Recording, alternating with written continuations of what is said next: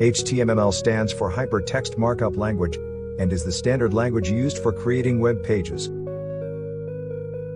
To get started, open up a text editor and create a new file with a HTML extension. Every HTML document should begin with a HTML tag and end with a /HTML tag. The head section is where you can include information about your website, such as the title and any CSS or JavaScript files you want to link to. Within the body tag, you can add all the content for your website, including headings, paragraphs, images, and links. To add a heading, use the h1 greater than tag for the main title, and h2 greater than for any subheadings. You can add paragraphs of text using the p tag. To add an image, use the int tag and include the image source within the src attribute.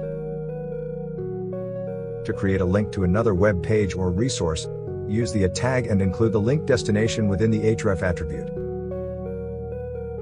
You can add styling to your website using CSS, either within the head section or in an external file. CSS allows you to change the font color and layout of your website. To add a CSS file to your HTML document, use the link tag within the head section. You can also include JavaScript within your HTML document to add interactivity and dynamic behavior to your website. JavaScript can be added within the head section or at the end of the body tag.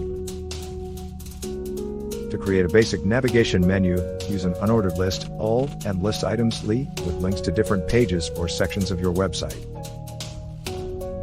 To add a footer section to your website, use the footer tag within the body tag. The footer section can include copyright information, contact details, and links to social media accounts.